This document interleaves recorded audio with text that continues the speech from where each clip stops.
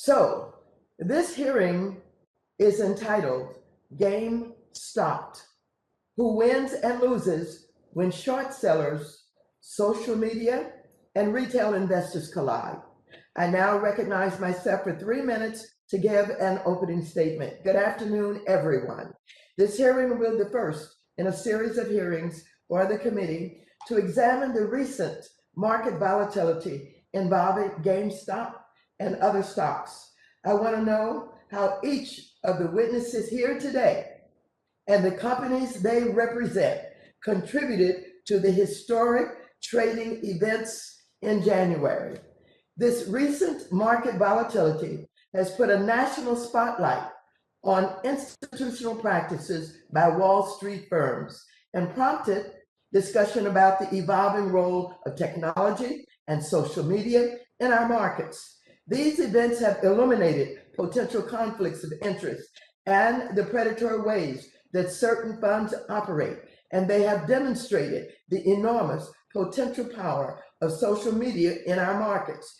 They have also raised issues involving gamification of trading, potential harm to retail investors, and the business models of apps with retail investors as their users. All of this is why we have witnesses from many of the key players here to testify today, including witnesses representing Wall Street firms Melvin Capital and Citadel, social media company Reddit, trading app Robinhood, as well as one of the retail investors involved.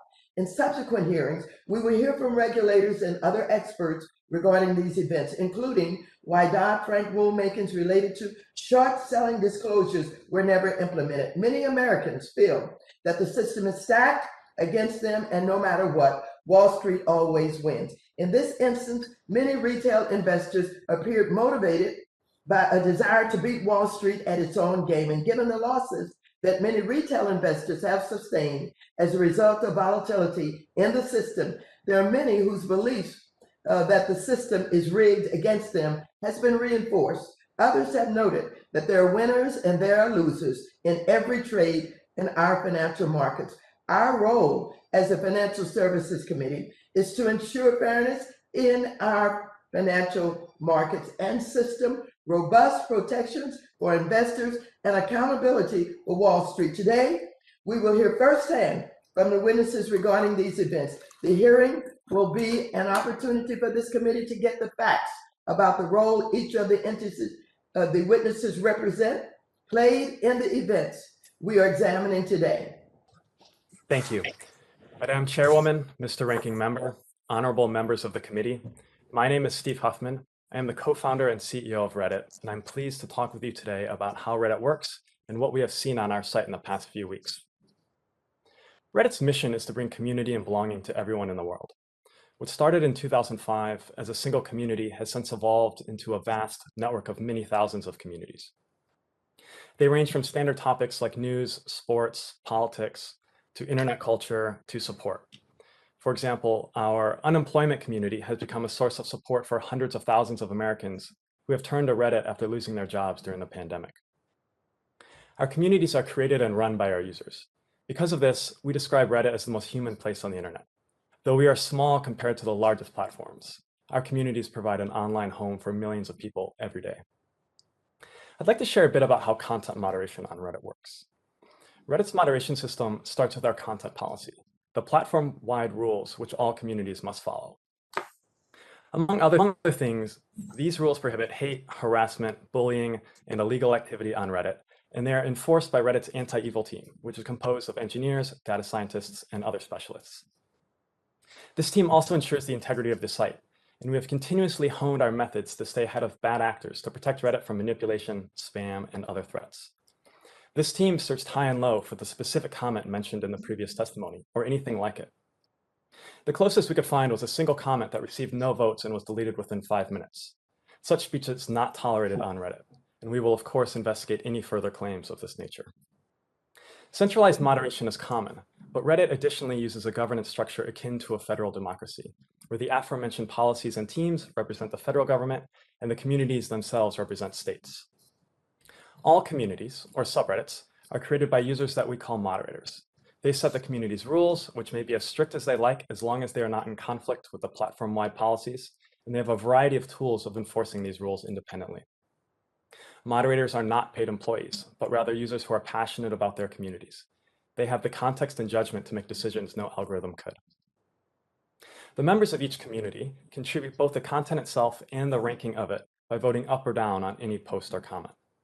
Unlike other platforms where submission has a built-in audience through the author's follower count, every piece of content on Reddit, no matter how famous the author, starts at 0 and has to earn its visibility. Through their votes, the community itself enforces not just the explicit rules of their community, but also the unwritten rules that define their culture. This layered approach has helped our users create the most authentic communities online. The specific community we'd like to talk about today is WallStreetBets. It's important to understand that WallStreetBets is one of many finance and investing related communities on Reddit. This particular community specializes in higher risk, higher reward investments than what you might find in other more conservative financial communities on Reddit, with such names as personal finance, investing, and financial independence. I will stress that WallStreetBets is first and foremost a real community. The self-deprecating jokes, the memes, the crass at times language all reflect this. And if you spend any time on WallStreetBets, you'll find a significant depth to this community exhibited by the affection its members show one another. They are just as quick to support a fellow member after a big loss as they are to celebrate after a big gain. A few weeks ago, we saw the power of community in general and of this community in particular when the traders of WallStreetBets banded together at first to seize an investment opportunity not usually accessible to retail investors, but later more broadly to defend all retail investors against the criticism of the financial establishment. With the increase in attention, WallStreetBets unsurprisingly faced a surge in traffic and new users. At Reddit, our first duty in these situations is to our communities, and our role in this moment was to keep WallStreetBets online. Working around the clock, we scaled our infrastructure, made technology changes to help this community withstand the onslaught of traffic, and we acted as diplomats to help resolve conflict within WallStreetBets leadership. We have since analyzed the activity in WallStreetBets to determine whether bots, foreign agents, or other bad actors played a significant role. They have not. In every metric we checked, the activity in WallStreetBets was well within normal parameters, and its moderation tools were working as expected. We will, of course, cooperate with valid legal requests from federal and state regulators. That said, we do believe that this community was well within the bounds of our own policies. To conclude, I would like to reiterate why it is important to protect online communities like WallStreetBets. WallStreetBets may look sophomoric or chaotic from the outside, but the fact that we're here today means they've managed to raise important issues about fairness and opportunity in our financial system. I'm proud they use Reddit to do so. Thank you, and I look forward to your questions. Ranking Member McHenry, members of the committee. I'm happy to discuss with the committee my purchases of Gamestop shares and my discussions of their fair value on social media. It is true that my investment in that company multiplied in value many times. For that, I feel enormously fortunate.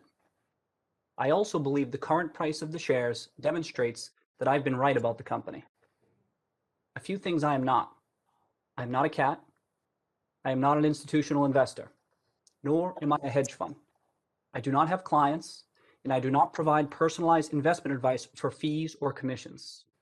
I'm just an individual whose investment in GameStop and posts on social media were based upon my own research and analysis.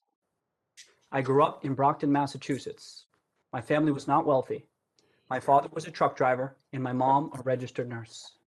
I was one of 3 kids and the first in my family to earn a 4-year college degree when I graduated from Stonehill College in 2009. That was not a good time to be looking for a job. From 2010 to 2017, I worked at a few startup companies, but there were significant periods when I was unemployed. I took an interest in the stock market, and even though I had very little money, I used those times to educate myself and learn more about investing. In April 2019, after nearly 2 years unemployed, I accepted a marketing and financial education job at MassMutual. My wife Caroline and I were thrilled that I had an income and benefits. My job was to help develop financial education classes that advisors could present to prospective clients. I was not a stockbroker or a financial advisor. I did not talk to clients, and I did not recommend stocks for them to buy. Before and after I joined MassMutual, I studied and followed stocks. One of those was GameStop. In early June of 2019, the price of GameStop stock declined below what I thought was its fair value. I invested in GameStop in 2019 and 2020 because, as I studied the company, I became more and more confident in my analysis. Two important factors, based entirely on publicly available information, gave me confidence that GameStop was undervalued.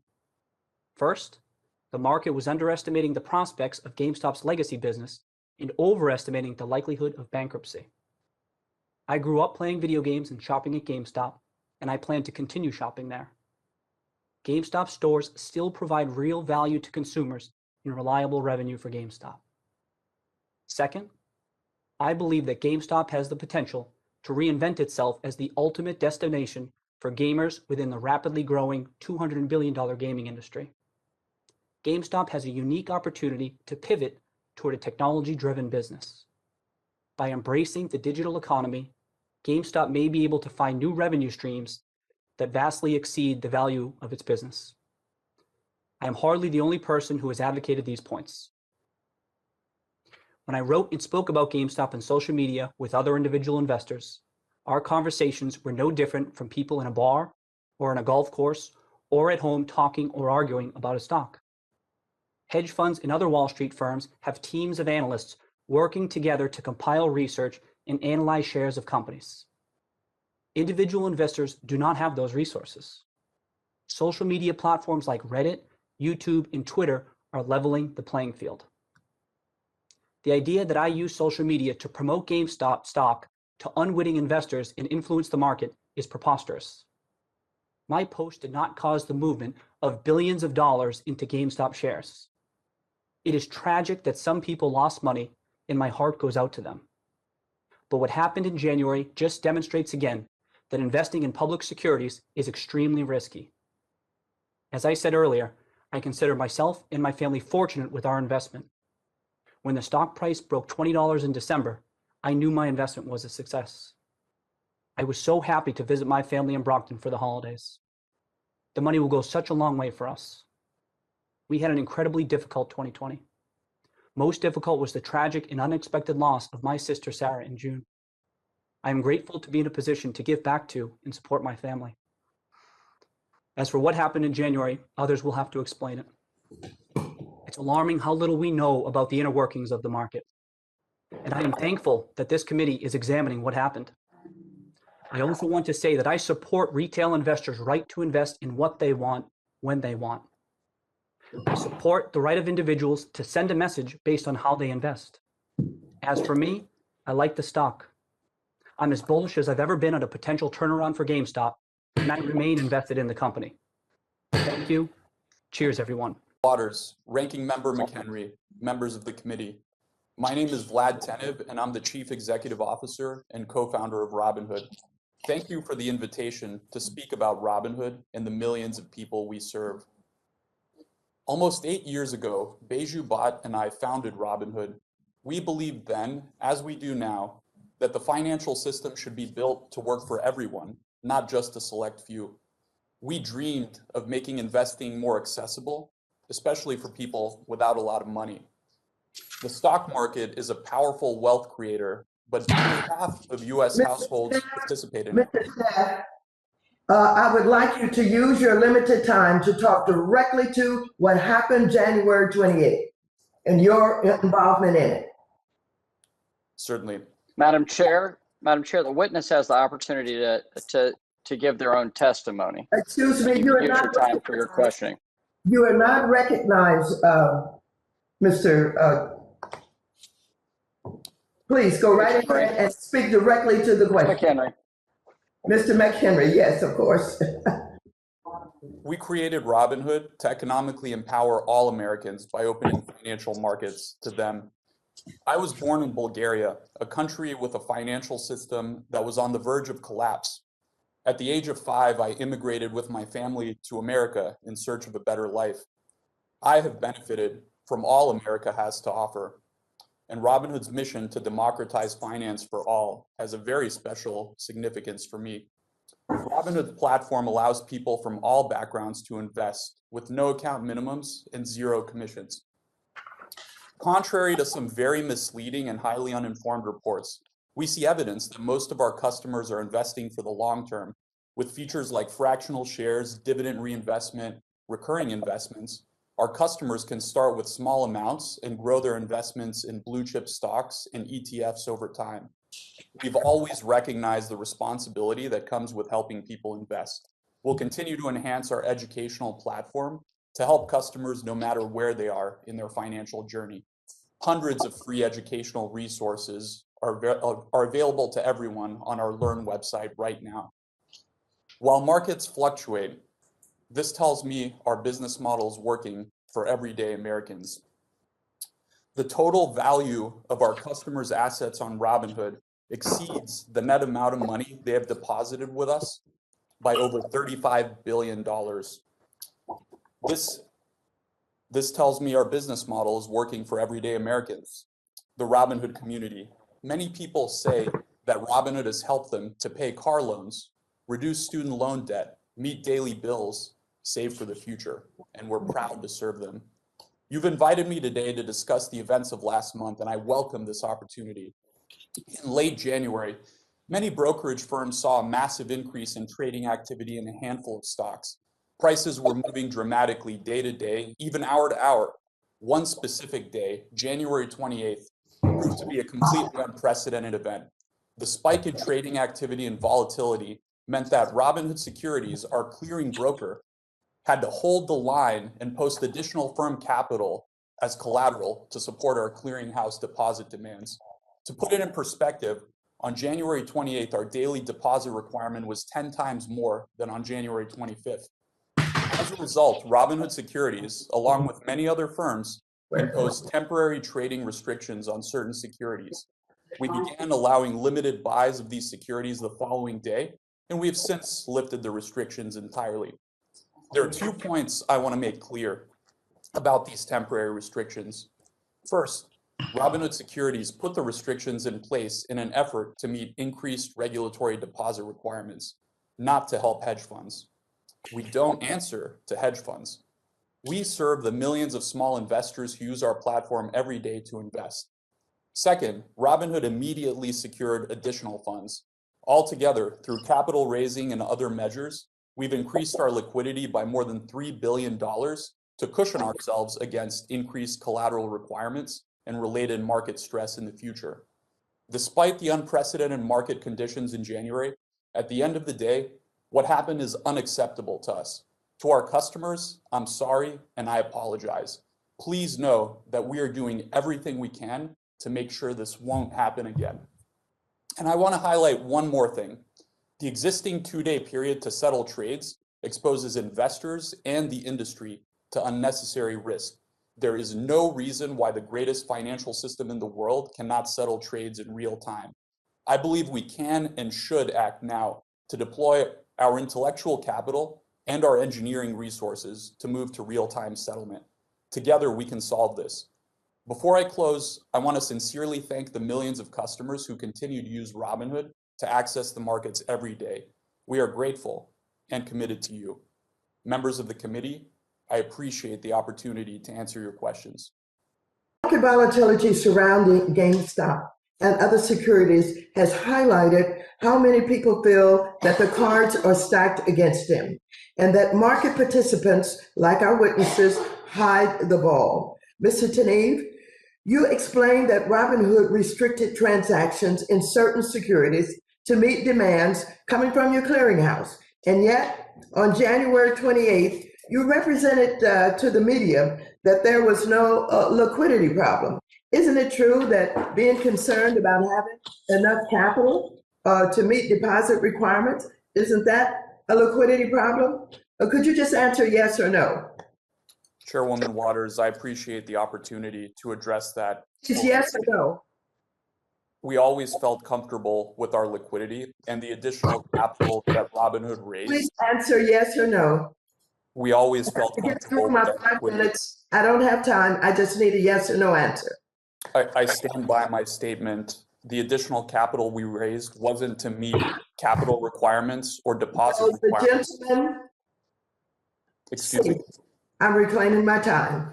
This liquidity problem had real consequences for your customers, but I wonder if they were all that surprised. Between December 2019 and December 2020, Robinhood customers experienced monetary losses due to system outages.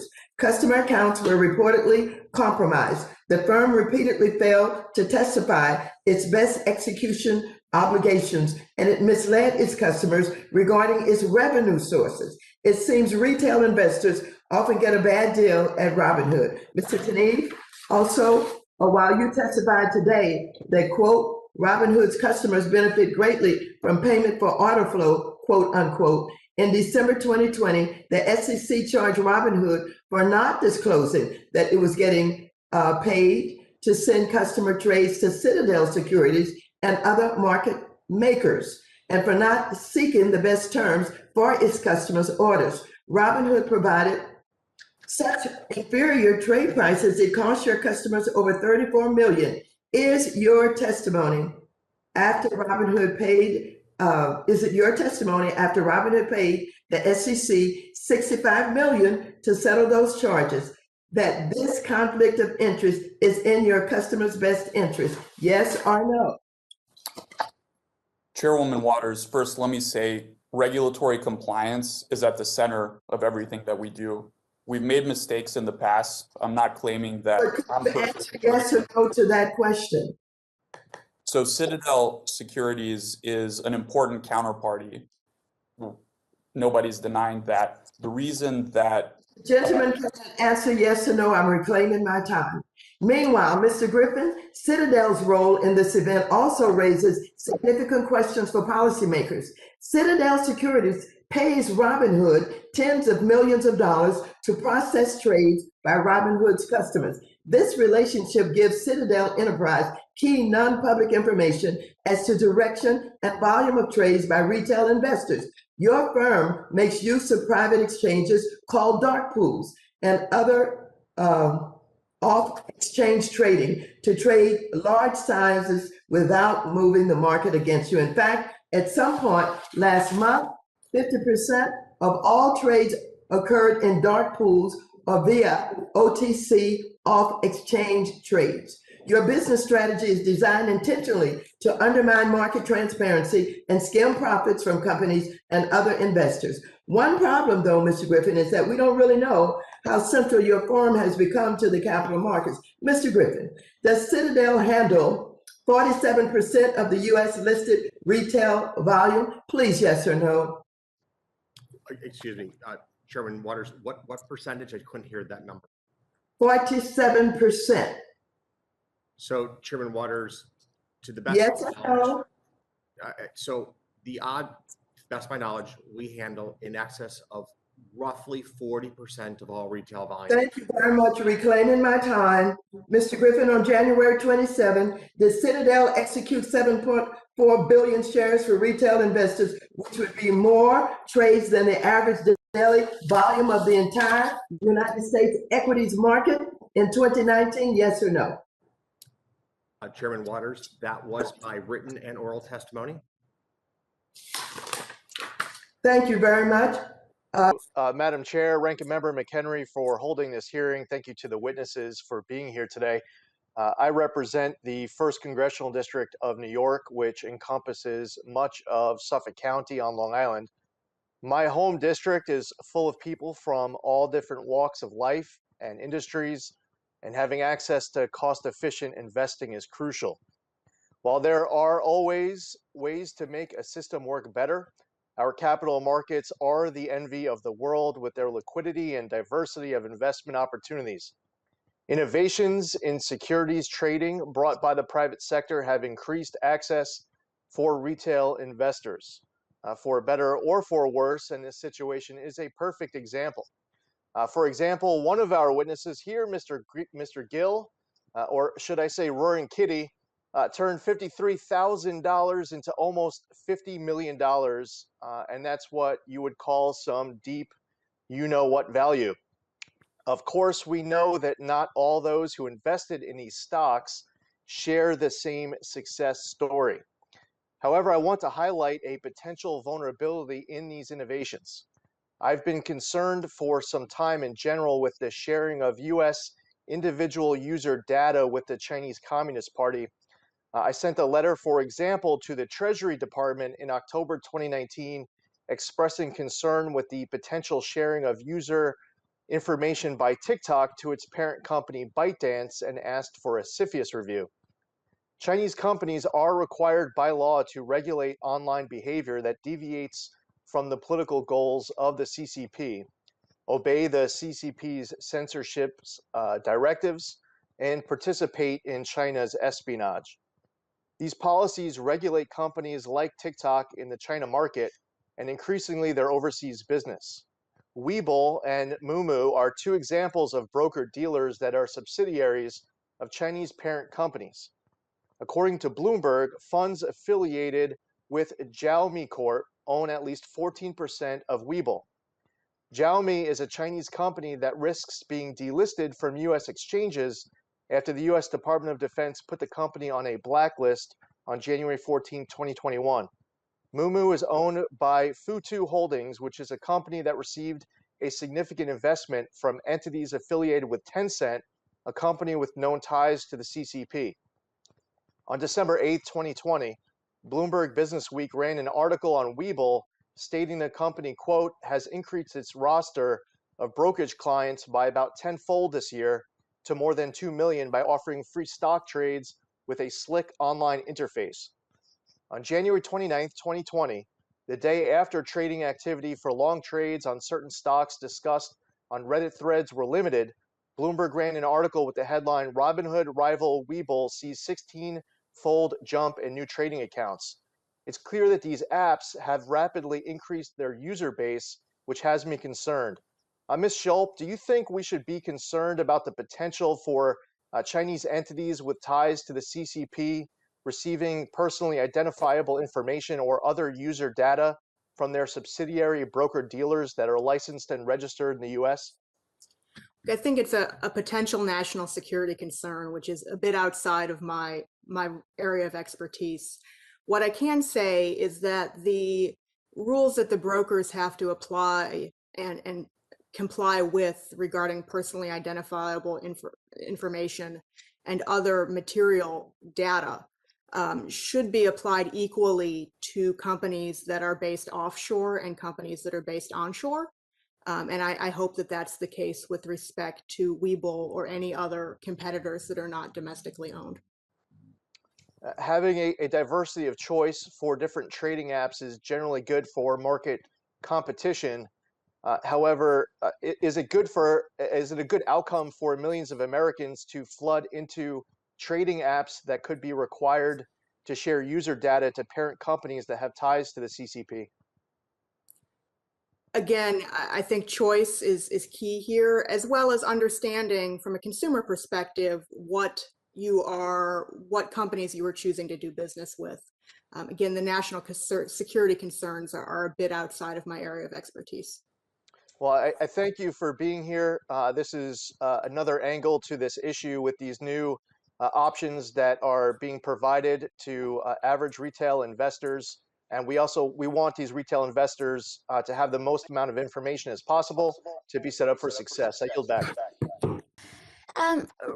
Mr. Tenev, Robinhood has engaged in a track record of outages, design failures, and most recently, what appears to be a failure to properly account for your own internal risk. You've previously tried to blame clearinghouses for your need and scrambled to raise some $3.4 billion in a matter of days, but you've also, blamed a lack of industry-wide real-time settlement, or rather a lack of that settlement of trades.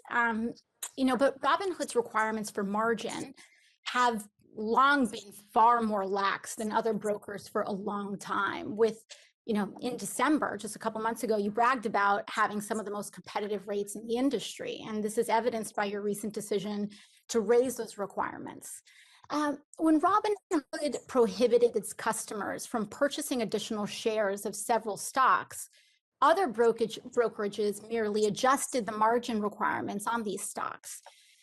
So, Mr. Tenev, given Robinhood's track record, isn't it possible that the issue is not clearinghouses, but the fact that you simply didn't manage your own book or failed to appropriately manage your own margin rules or failed to manage your own internal risks? Thank you for this question, Congresswoman. Let me address the margin point because I think this is an important one that has been under discussed.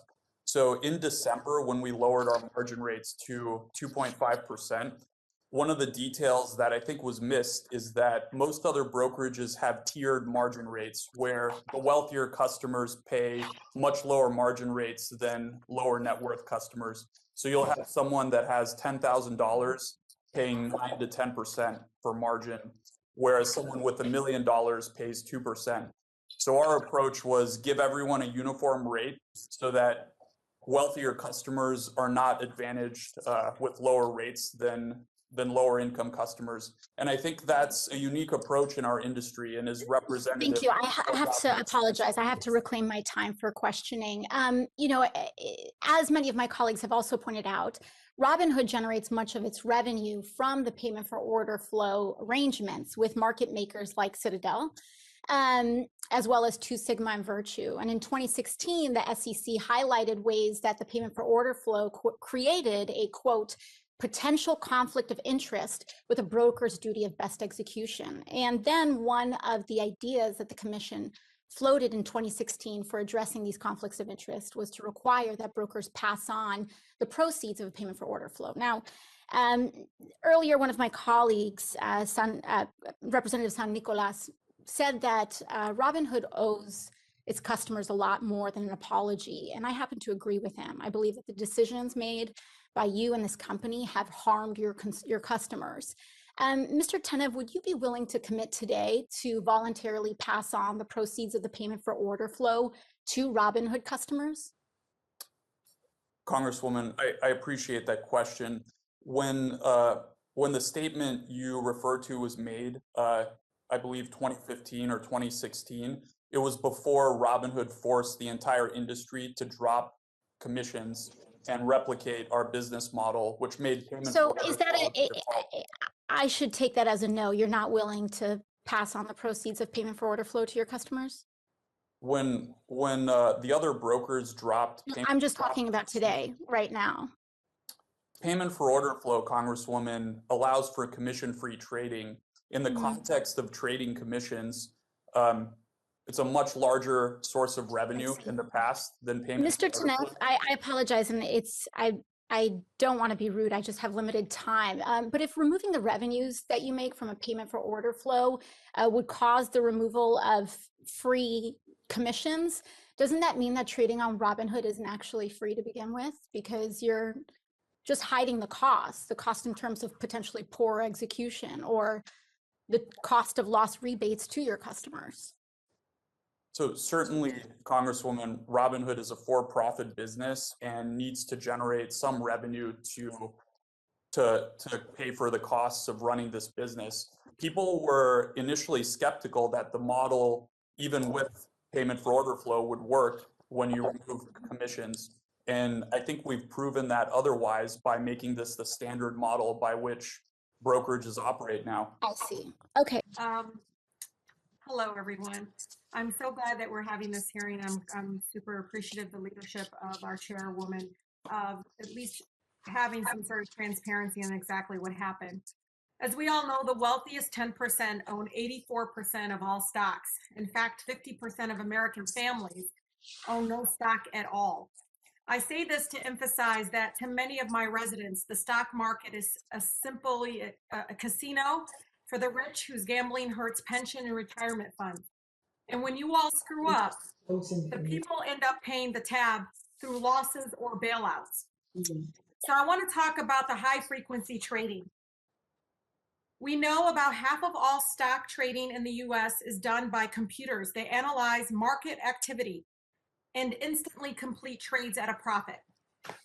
So this high frequency trading allows Wall Street traders to get ahead of transactions done by pension accounts and retirement funds. So Mr. Griffin, and this truly is a yes or no question, is Citadel's trading algorithm programmed to identify and trade ahead of large trades done by pension and retirement funds?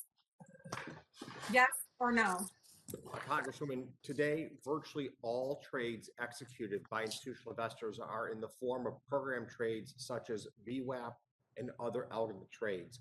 So that's a yes, right, Mr. Griffin? Just No, so it's I'm answering the question. It's a very complex question that deserves an appropriate level of answer. okay. These VWAP trades are not large trades that you can, it's not like there's 10 million shares about to be bought. It is a trade is sliced into small slices, Doing it. 100 or 200 shares, and Yeah. executed over the course of a day, a week, or a month.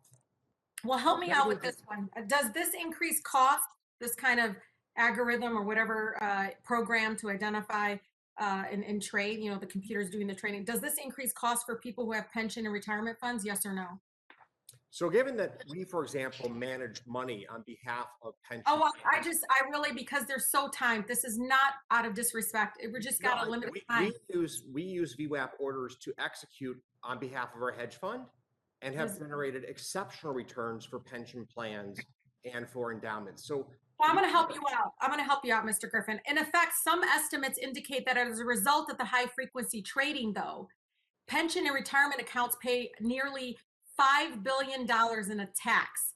This means that Wall Street firms like yours engaging in high frequency trades are actually making money at the expense of my residents' retirement funds. So one way to ensure that this enormous wealth generated on Wall Street actually reaches the real economy, y'all, you know, what's happening right here in our communities and in my district, is to enact and look at proposals like a financial transaction tax. And let me tell you, according to recent polling, the majority of Americans, all of you need to hear this, and it's going to grow, the majority of Americans support taxing Wall Street transactions. Taxing them at just 0.1% would actually raise $800 billion over 10 years, which could fund programs like helping my district expand healthcare, nutrition, public education. I heard my friend from Texas, who we all are praying all the families will be taken care of, talk about access to water and electricity. But guess what? Right now in my community, it's so poor that I have families melting snow so they can flush their toilets because they have no access to water. So this tax to me would discourage risky and high frequency trading, unfair high frequency trading. Mr. Griffin, does Citadel's lobbyist right now been hired to oppose federal proposals to financial transaction tax because it would make high frequency trading less profitable? So we firmly believe that a transaction tax will injure Americans hoping to save for retirement. Yeah. I believe that Vanguard has publicly come out and said that we'd have to work about 2.5 years. Well, I want to make this, yeah. I'd like to finish my answer. I think it's important. Oh, no. I'm reclaiming my time. The Hong Kong stock market, Mr. Griffin, imposes 0.2% tax on transactions as a result and sees little high frequency trading. But this hasn't stopped the Hong Kong stock market from thriving or becoming the third largest in the world after New York and London. So just to be clear, let's not gaslight the American people. Y'all be fine with the tax. And it's fair because let me tell you, our folks are tired of bailing you all out when you screw up and gamble with the retirement fund. And that's exactly what happens every single moment. And that's the reason why we're having this hearing, is that sometimes you are irresponsible and it's set up in a way that helps only the wealthy and leaves people like my community here with this large income inequality that I feel like never ever gets the bailout it deserves. Thank you so much. I yield.